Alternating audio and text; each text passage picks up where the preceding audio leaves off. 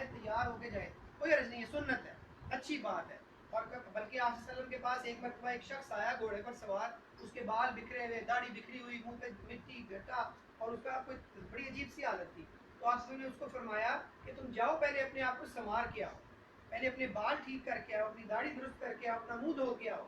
اب یہ ساری باتیں ہمیں کیا بتاتی ہیں؟ ہمیں یہ بتاتی ہیں کہ نظافت جو ہے نا، صفائی، وہ نصف ایمان ہے. بن سنور کے رہنا، صحیح طریقے سے رہنا. اور ہاں، یہ ساری چیزیں جو میں بتا رہا ہوں، بن سنور کے رہنا، صحیح طریقے سے رہنا، نظافت سے رہنا اور پاکی سے رہنا، خوبصورتی سے رہنا، یہ سارا کچھ شریعت کے دائرے میں.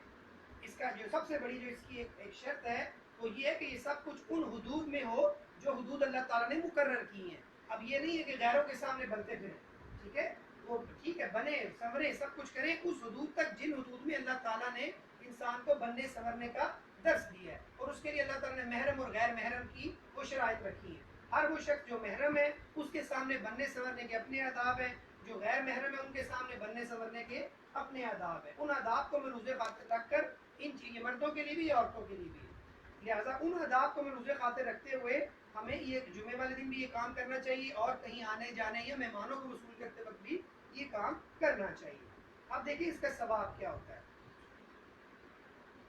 کہ اچھا، اب جمعے والے دن جب آپ اس طرح نہا دھو کے تیار ہو کے جلدی جمعے کے لیے بیٹھ جائیں یا مسجد میں چلے جائیں اپنے وقت سے پہلے، تو ایک اونٹ کی قربانی کا ثواب ہے. اگر آپ نے اس سے تھوڑی اور تاخیر کر دی تو ایک گائے کی قربانی کا ثواب ہے.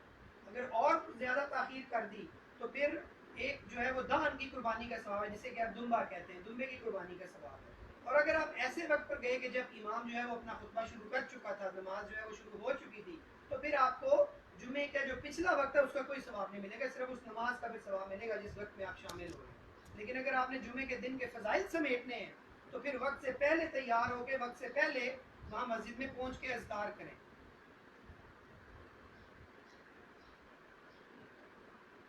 ہاں، اگلی جو چیز جمعے والے دن کی سب سے اہم ہے کہ جب جمعے کی بات کی جا رہی ہو، اذا قلت لصاحبك يوم الجمعہ انصت والامام يخطب فقد لغوت، کہ اس وقت خاموشی سے بس سنیں ساری بات، اس وقت اپنی باتیں درمیان میں نہیں کرنی.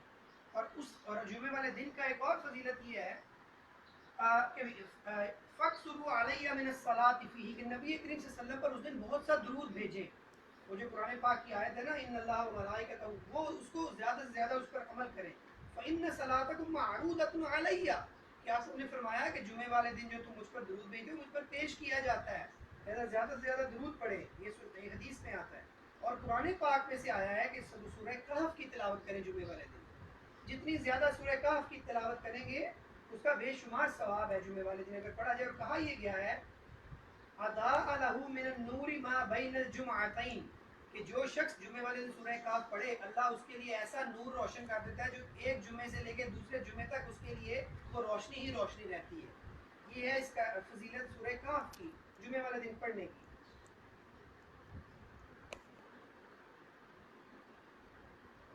اور پھر ایک اگلی میں بات بتا دوں جو کہ بڑی اہم بات ہے کہ جب جمعے والا دن آئے، والمشروع للمؤمن اذا صلى الجمعہ ان يصلي بعدها 4 رکعات نافلہ. اب یہ دیکھیں، یہ سوال بار بار آتا ہے، ہر جمعے مجھ سے پوچھا جا رہا ہے یہاں گھر میں کہ یہ بتایا جائے کہ جمعے کی رکعات کتنی ہے، جمعے کے دن نماز پڑھنی کیسے ہے. یہ سب سے اہم سوال ہے. دیکھیں میں آپ کو بتاتا ہوں، اگر تو آپ مسجد میں جا کر جمعہ پڑھ رہے ہیں تو پھر تو آپ کے اوپر جو فرض نماز ہے وہ جمعے کی نماز ہے، اور وہ کیا ہے؟ 2 رکعات فرض جو امام پڑھاتا ہے وہ ہے فرض، دیٹس اٹ. اس کے علاوہ جو کچھ بھی ہے وہ سنتیں ہیں، یا انہیں نوافل کہتے ہیں. اصل میں سنت کیا ہے؟ ہم نے جو ہمارے ہاں جو الفاظ استعمال کیے جاتے ہیں، فرض، واجب، سنت، نفل، یہ بنیادی طور پر فقہا نے یہ الفاظ جو ہیں یہ ٹائٹلز بنائے ہیں ہماری آسانی کے لیے. اصل میں نماز کی 2 قسمیں، بس 2 قسمیں. ایک فرض نماز ہے جو اللہ نے جو لازماً پڑھنی ہے، اور دوسری نفل نماز ہے جو کہ آپ صلی اللہ علیہ وسلم فرض نماز کے بعد اپنے اللہ کے قریب ہونے کے لیے پڑھتے تھے. اب ہوا یوں کہ نبی کریم صلی اللہ علیہ وسلم نے جن نمازوں کو اللہ کے قریب ہونے کے لیے بہت زیادہ زور دے کے پڑھا اس کو فقہاء کرام نے سنت مؤکدہ کا نام دے دیا. ایسی سنتوں کو جسے نبی کریم صلی اللہ علیہ وسلم نے اللہ کے قریب ہونے کے لیے تھوڑا کم پڑھا اسے فقہاء کرام نے سنت غیر مؤکدہ کا نام دے دیا. اور ایسی نمازیں جو ایسے نوافل جو نبی صلی اللہ علیہ وسلم نے اللہ کے قریب ہونے کے لیے مختلف اوقات میں پڑھے اور ان پر کوئی زبردستی نہیں کی، کوئی وقت نہیں مقرر کی، اسے ہم نے نفل کا نام دے دیا۔ یہ نام اصل میں انہی باتوں کے ہیں جو آپ صلی اللہ علیہ وسلم کی سنتیں ہیں ساری، لیکن کسی پر آپ نے زیادہ عمل کیا، کسی پہ تھوڑا عمل کیا، کسی پہ کسی وقت میں کیا، کسی نے چھوڑ ہی دیا۔ جیسے تراویح صرف 3 دن یہ نفل پڑھے آپ نے، ہیں یہ بھی نفل۔ اور اب ہم اس کو سنت کیوں کہتے ہیں، میں آپ کو یہ بتاتا ہوں۔ سنت ہم اس کو اس لیے کہتے ہیں کہ سنت سے مراد ہے کسی کا طریقہ کار۔ اب وہ کس کا طریقہ کار ہے؟ وہ اللہ کے رسول کا طریقہ کار ہے۔ چونکہ وہ اللہ کے رسول کا طریقہ کار ہے، اس لیے ہمارے لیے وہ سنت بن گئی۔ وہ آپ صلی اللہ علیہ وسلم کے لیے سنت نہیں تھی، آپ صلی اللہ علیہ وسلم کے لیے نفل نماز تھی۔ سنت ہمارے لیے ہے، ہمارے نبی کی سنت، اس سے مراد یہ سنت رسول کہ اللہ کے رسول نے یہ نماز پڑھی ہے لہٰذا ہم پڑھیں گے۔ اب ہم واپس جمعے کی نماز کی طرف، کہ چونکہ جمعے کا دن، جمعے کی نماز جو ہے وہ ظہر کی نماز کی کا بدل ہے، اس کی ریپلیسمنٹ ہے، ہم اس کی جگہ پر جمعہ پڑھ رہے ہیں، تو لہٰذا جو سنتیں ہیں ان کو تو ویسے ہی، یعنی جو نوافل ہیں ان کو تو ویسے ہی قائم رکھیں گے۔ نوافل چونکہ وہ نوافل آپ نے پہلے بھی پڑھے بعد میں بھی پڑھے، وہ نوافل ویسے ہی قائم رہیں گے۔ وہ 4 نفل یعنی کہ 4 سنتیں پہلی جو ظہر سے پہلے آپ پڑھتے ہیں وہ ویسے ہی پڑھ لیں 4 سنتیں، ٹھیک ہے۔ اس کے بعد 2 فرض ہوں گے، وہ آپ کے 4 فرضوں کی جگہ پر ہے۔ جو 4 فرض جمعے کے ظہر کے پڑھنے تھے اس کے بدل میں 2 فرض پڑھے جائیں گے۔ اور اس کے بعد پھر جو ہمارے ہاں کے فقہا ہیں، اہل سنت کے حنفی فقہا، وہ یہ کہتے ہیں کہ آپ اس کے بعد پھر 4 سنتیں اور پڑھیں جو کہ ظہر کے فرض ہوا کرتے تھے، لیکن اب وہ چونکہ نہیں ہے اس کے بدل جمعہ پڑھ لیا، لیکن پھر بھی 4 سنتیں اور پڑھیں، پھر 2 سنتیں اور 2 نفل مزید پڑھیں۔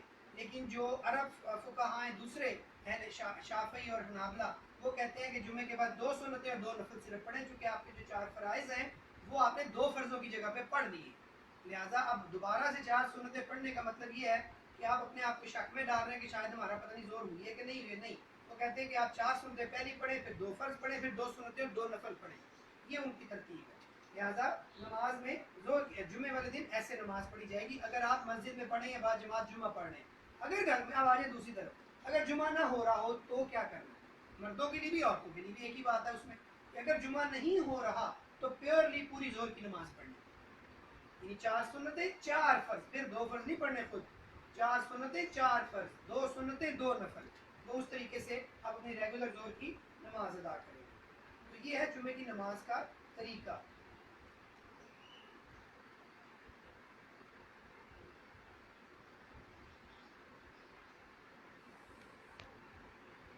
اور وہ جو 4 سنتیں جمعے کی نماز کے بعد والی کی بات ہے، جیسے امام ابو حنیفہ کا جو قول ہے اس پر بھی اصل میں حدیث موجود ہے جو جس کی وجہ سے وہ ان سنتوں کو بھی قائم رکھتے ہیں۔ نبی نے فرمایا، ایک حدیث میں آتا ہے کہ اذا صلیتم بعد الجمعۃ فصلوا بعدها اربعا۔ اب دیکھیں اب وہ اربعان سے مراد کیا؟ اب اربعان سے مراد وہ 2 سنتیں 2 نفل بھی ہو سکتے ہیں، اور اربعان سے مراد وہ اکٹھی 4 سنتیں بھی ہو سکتی ہیں۔ لہٰذا بعض فقہا نے کہا کہ نہیں، ہم وہی والی 4 پڑھتے ہیں، اور بعض نے وہ ظہر والی 4 بھی شامل کر لی، لیکن 4 کم از کم پڑھ لیں تو وہ سارا کچھ ہو جاتا ہے۔ بارک اللہ لی ولکم فی القرآن العظیم ونفعنی وإیاکم بما فیہ من الآیات والذکر الحکیم۔ ان اللہ وملائکتہ یصلون علی النبی یا ایھا الذین آمنوا صلوا علیہ وسلموا تسلیما۔ اللهم صل على محمد وعلى آل محمد كما صليت على إبراهيم وعلى آل إبراهيم إنك حميد مجيد۔ اللهم بارك على محمد وعلى آل محمد كما باركت على إبراهيم وعلى آل إبراهيم إنك حميد مجيد۔ عباد الله، اللهم أعز الإسلام والمسلمين وأذل الشرك والمشركين ودمر أعداء الدين واجعل هذا البلد آمنا مطمئنا وسائر بلاد المسلمين۔ اللهم آمنا في أوطاننا، اللهم آمنا في أوطاننا وأصلح أئمتنا وولاة أمورنا، اللهم وفقهم لما تحب وترضى وخذ بنواسيهم للبر والتقوى، اللهم ارفع عنا الغلا والوباء والربا والزنا والزلزال والمحن وسوء الفتن ما ظهر منها وما بطن عن بلدنا هذا خاصة وعن بلاد المسلمين۔ عباد الله، إن الله يأمر بالعدل والإحسان وإيتاء ذي القربى وينهى عن الفحشاء والمنكر والبغي يعظكم لعلكم تذكرون۔ اذكروا الله يذكركم وادعوه يستجب لكم ولذكر الله تعالى أعلى وأولى وأذل وأجل وأتم وأهم وأكبر۔ واللہ یعلم ما تصنعون.